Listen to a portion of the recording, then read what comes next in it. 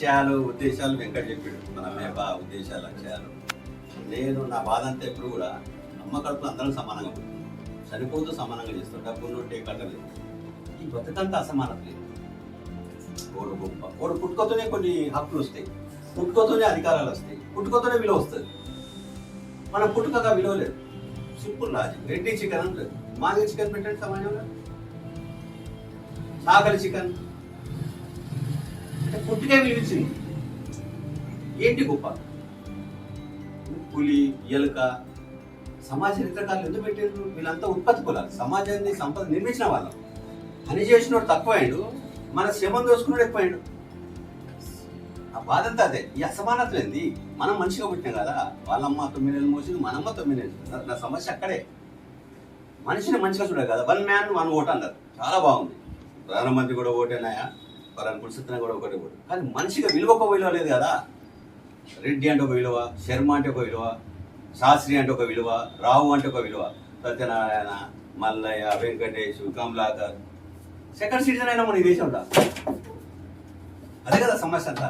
నేనేమంటున్నంటే విలువలు నీ వ్యక్తిత్వాన్ని బట్టి పెరగాలి, సమాజంలో నువ్వు ఆదర్శాన్ని బట్టి పెరగాలి. నీ అధికారాలు కానీ నీ హక్కులు కానీ. పుట్టగానే నాకు స్వతహాగా హక్కులు లేవు. నేను మంచిగా జీవించడం, గౌరవంగా నేను మంచిగా బతకడం, నా ఇష్టంలో ప్రయత్నం తిరగడం నా హక్కు అది. కానీ నేను ఎక్కడ తిరగాలి, నేను ఏం తినాలి, ఏం తినకూడదు డిసైడ్ చేసాడు ఏంటంటే మా అమ్మ నాన్న చేపలతో తిప్పించింది మనల్ని. అందుకే మా ఫ్రెండ్ 2 కుక్కల పేర్లు శర్మ శాస్త్రాన్ని పెట్టాడు. ఇసుకెత్తి శర్మ శాస్త్రి అని ఆయన తిట్టలేక ఆ సమాజాన్ని కుక్కల పేరు పెట్టుకున్నాడు సంతోషంగా. ఎందుకు? మనిషి ప్రొడక్ట్ చేసే మనిషి తక్కువ చూడబడ్డాడు. నేను చేపలు పడితేనే ఇంకొక ఆయన కడుపు నిండుతుంది, నేను బట్ట నేస్తేనే ఆయన బట్ట కట్టుకుంటాడు. ఇవి సమకులాలు కదా. దీని శక్తి లేదా, దీని సంపద లేదా? మేము ఎందుకు చక్కగా చూడబడాలి?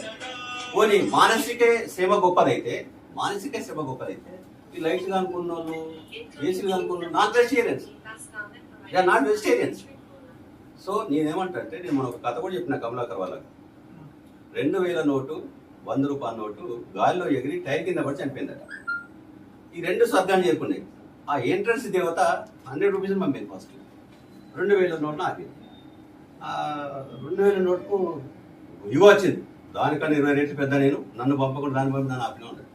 అప్పుడు ఆ దేవత అన్నదట, నేను దైవ సన్నిధిలో నేను 100 రూపాయల నోటు చూసినా, 50 రూపాయల నోటు చూసినా, 20 రూపాయల నోటు చూసినా, 10 రూపాయల నోటు చూసినా, నిన్ను మాత్రం బార్లో చూసినా, మాల్లో చూసినా, సరే రెస్టారెంట్లో చూసినా, కాబట్టి నువ్వు ఎలిజిబుల్ కాదన్నట్టు. నేను 20 రూపాయలు, 50 రూపాయలు, 100 రూపాయలు. కాబట్టి నేను ఎప్పుడు ఆ తపనతో ఉంటా. నాకు ఆ జాతి పట్ల గౌరవం ఉంది. మన జాతి కన్నా మనిషిలాగా తక్కువ చూడవడం పట్ల కూడా గౌరవం ఉంది. అట్లా ఉంది కాబట్టి నేను యుద్ధం చేసిన. నన్ను కొన్ని కులాలు పని పట్టుకొని, పని కట్టుకొని, రకరకాల ఆరోపణలు చేస్తూ నన్ను ఓడించాలని. కానీ నైతిక విజయం మనలాంటి వ్యక్తులు కూడా 350 మంది మన జాతి బిడ్డలు, భోజన బిడ్డలు, ఒక బలిసిన కులాలకు భోజన బిడ్డలు యుద్ధం జరిగింది.